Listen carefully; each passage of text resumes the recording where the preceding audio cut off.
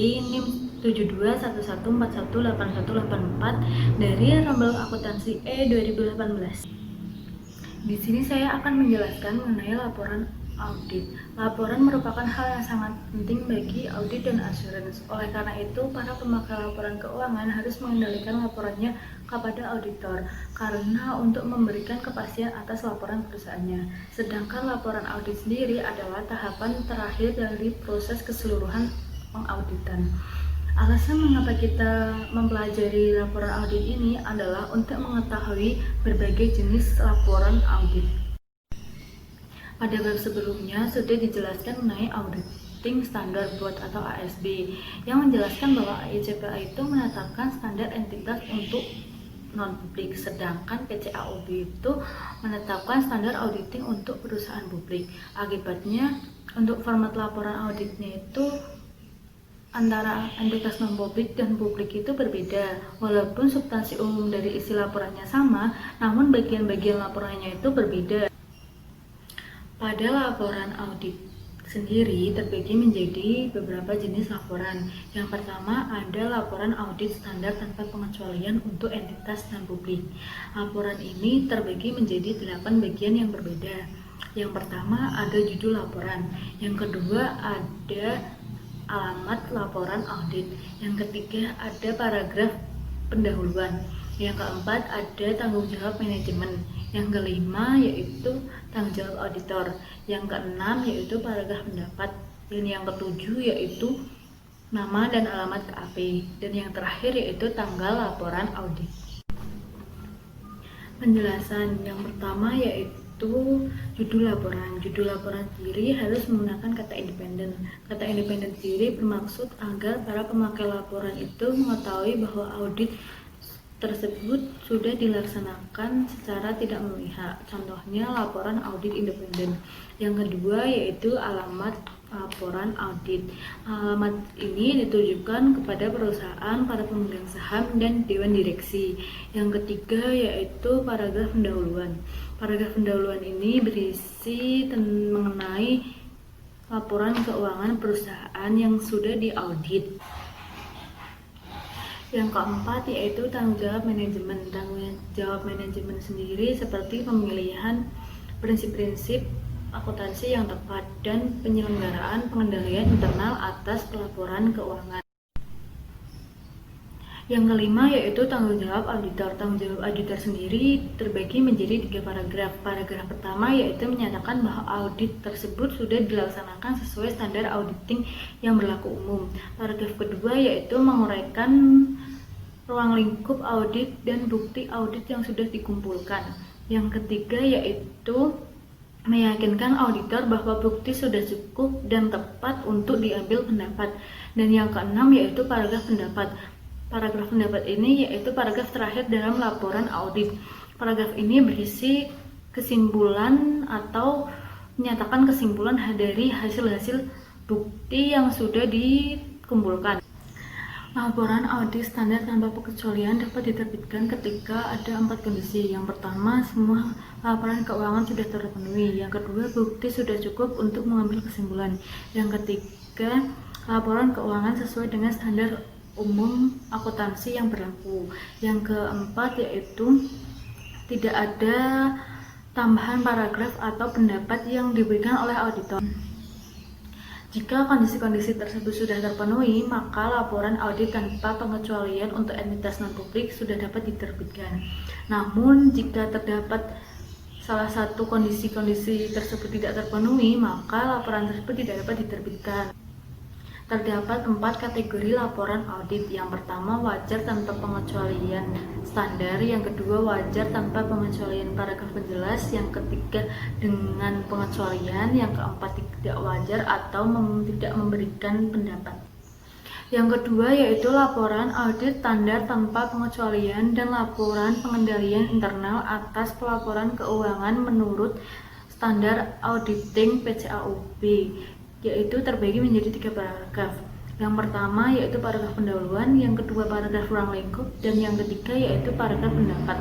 Pada 3 paragraf tadi, yang pertama yaitu paragraf pendahuluan.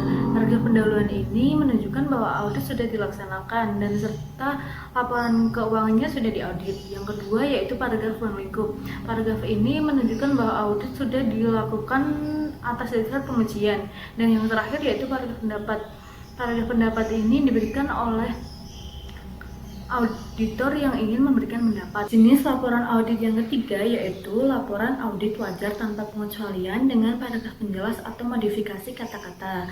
Penyebab munculnya paragraf penjelas ini menurut standar AICPA dan PCAUB itu ada 5 penyebab. Yang pertama itu tidak adanya aplikasi yang konsisten mengenai prinsip-prinsip akuntansi yang berlaku umum. Yang kedua, adanya keraguan yang substansial mengenai going concern. Yang ketiga, auditor menyetujui penyimpangan dari prinsip-prinsip akuntansi dirumuskan. Yang keempat itu adanya penekanan suatu hal atau masalah lain. Yang kelima itu adanya laporan yang melibatkan auditor lain. Kemudian ada konsistensi versus komparabilitas. Di sini auditor dapat membedakan perubahan apa saja yang mempengaruhi konsistensi pelaporan dan perubahan apa yang mempengaruhi komparabilitas tapi tidak mempengaruhi konsistensi.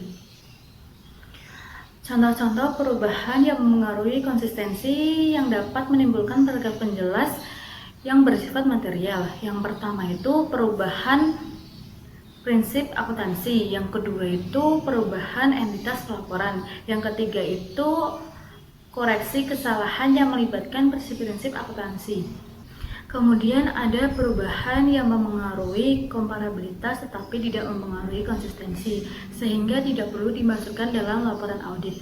Yang pertama itu perubahan estimasi, yang kedua itu koreksi kesalahan yang tidak melibatkan prinsip akuntansi, yang ketiga variasi format dan penyajian informasi keuangan, yang keempat perubahan yang terjadi akibat transaksi. Faktor-faktor yang menimbulkan ketidakpastian mengenai kemampuan perusahaan untuk terus bertahan. Yang pertama, kerugian operasi yang terus berulang dan signifikan. Yang kedua, ketidakmampuan perusahaan untuk membayar kewajibannya yang telah jatuh tempo.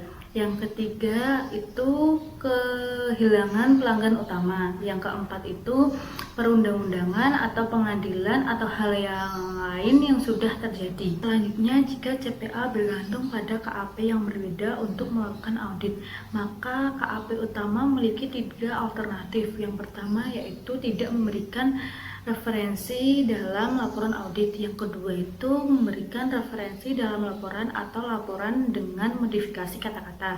Yang ketiga itu mengeluarkan pendapat wajar dengan pengecualian. Kemudian ada penyimpangan dari laporan audit wajar tanpa pengecualian. Bagi auditor dan para pembaca laporan audit, itu sangat penting untuk mengetahui situasi mengenai laporan audit standar tanpa pengecualian yang dianggap tidak tepat, dan serta jenis-jenis laporan audit yang dapat diterbitkan sesuai dengan situasi-situasi. Kemudian terdapat 3 topik yang dapat menyimpang dari laporan wajar tanpa pengecualian. Yang pertama itu ruang lingkup audit yang dibatasi. Yang kedua itu laporan disusun tidak sesuai dengan prinsip-prinsip dasar akuntansi yang berlaku umum. Yang ketiga itu auditor itu tidak independen. Apabila salah satu dari ketiga kondisi tersebut memerlukan penyimpangan dari laporan wajar tanpa pengecualian dan bernilai material, maka laporan wajar tanpa pengecualian tersebut harus segera diterbitkan. Kemudian terdapat 3 jenis utama laporan audit yang dapat diterbitkan dengan 3 kondisi. Yang pertama itu pendapat wajar dengan pengecualian. Yang kedua itu pendapat tidak wajar dengan pengecualian. Yang ketiga itu menolak memberikan pendapat. Pendapat wajar dengan pengecualian itu diterbitkan ketika adanya pembatasan ruang lingkup. Kemudian Pendapat tidak wajar ini diterbitkan apabila auditor sudah memiliki pengetahuan setelah melakukan investigasi yang mendalam, kemudian Anda menolak memberikan pendapat, yaitu diterbitkan apabila auditor itu tidak yakin pada dirinya sendiri bahwa laporan keuangan secara keseluruhan itu disajikan secara wajar.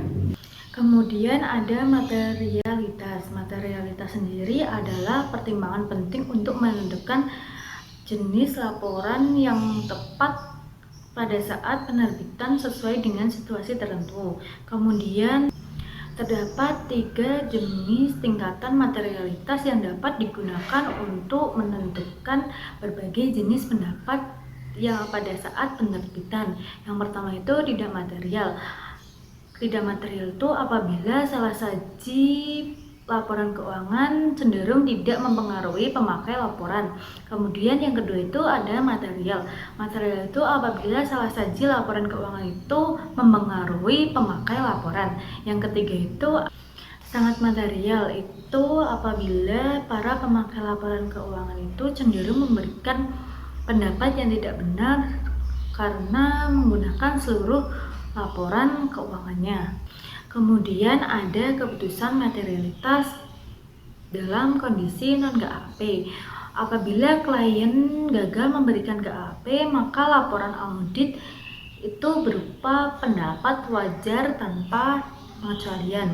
Untuk pendapat dengan pengecualian atau pendapat tidak wajar itu bergantung dengan materialitas dari penyimpangan yang terjadi. Kemudian beberapa aspek materialitas yang harus dipertimbangkan. Yang pertama itu jumlah dolar dibagi dengan dasar tertentu. Yang kedua itu dapat diukur. Yang ketiga itu sifat pos. Kemudian ada keputusan materialitas kondisi dalam ruang lingkup audit. Pembatasan ini ada 2, yaitu pembatasan yang disebabkan oleh klien dan pembatasan yang disebabkan oleh kondisi-kondisi yang berada di luar kendali klien maupun auditor. Kemudian ada proses pengambilan keputusan oleh auditor dalam laporan audit itu ada 4. Yang pertama yaitu menentukan apakah ada kondisi yang memerlukan penyimpangan dari laporan wajar tanpa pengecualian standar. Yang kedua yaitu memutuskan materialitas untuk setiap kondisi.